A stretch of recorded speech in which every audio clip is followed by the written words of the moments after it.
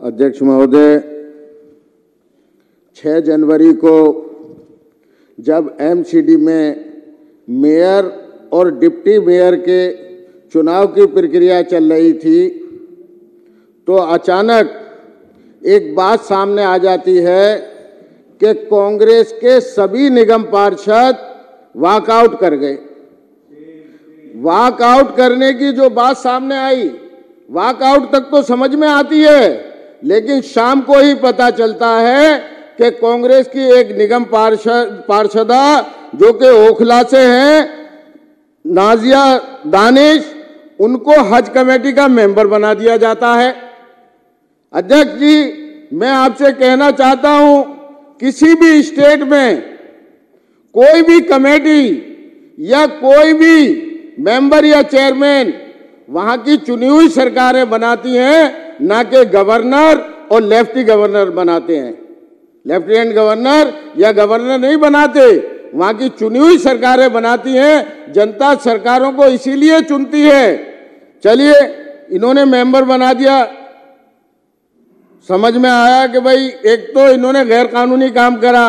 हज एक्ट में, जो हज एक्ट 2002 है, उसमें साफ तौर पर यह लिखा हुआ है कि निगम पार्षद की मेंबर के तौर पर मुस्लिम निगम पार्षद की नियुक्ति तो हो सकती है, लेकिन ये जो मोहतरमा थी, अभी तो इन्होंने शपथ भी नहीं ली थी। जब तक इन्होंने शपथ नहीं ली, ये मेंबर कैसे बन गई हज कमेटी की? सबसे बड़े अफसोस की बात कि ये इतना गैर कानूनी काम कि शपथ लिए बगैर ही एलजी साहब ने उनको हज कमेटी का मेंबर बना दिया। और दूसरी बात, अभी तक हमारे हिंदुस्तान में दिल्ली को जो हो रहा है, दिल्ली को छोड़कर हिंदुस्तान के किसी भी स्टेट में महिला को हज कमेटी का चेयरमैन नहीं बनाया जाता है, क्योंकि ये एक धार्मिक कमेटी है। हज यात्रा एक बहुत महत्वपूर्ण यात्रा है जो मुसलमान पर जिंदगी में एक बार ही फर्ज होती है। एमसीडी पे चर्चा नहीं करा रहा हूँ, पहले पढ़ लीजिए। इसमें लिखा है डिस्कशन ऑन अनकॉन्स्टिट्यूशनल। अरे अध्यक्ष जी, इनको तो ये तकलीफ होनी है, हाँ? क्योंकि इन लोगों को इस तरह के गैर कानूनी काम इन हाँ तो बुलवा दूंगा अभी समय। संविधान को ये नहीं मानते, सुप्रीम कोर्ट को ये नहीं मानते, इनको तो तकलीफ होगी इन चीजों से। ये बीच में इस तरह की बाधा तो डालेंगे ही। तो अध्यक्ष जी, वो उनका मैं कहना चाह रहा था, वो भी तो हेडिंग क्या है इसका, सब्जेक्ट का हेडिंग क्या है?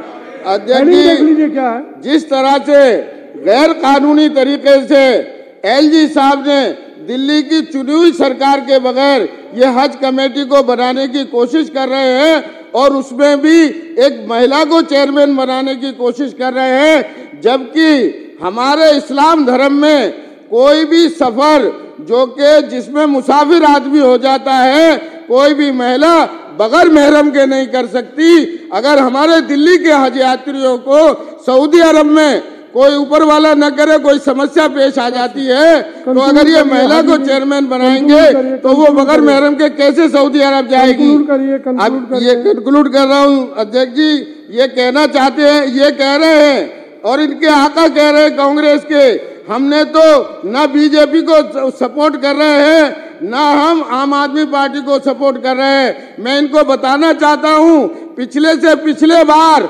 महाराष्ट्र में जब बीजेपी की सरकार नहीं बन रही थी तो बीजेपी ने, सर बस 1 मिनट का टाइम लूंगा, बीजेपी ने सदन में अपना विश्वास मत पारित करने के लिए जब सदन बुलाया तो वहां दो जो विधायक थे वो एमआईएम के थे।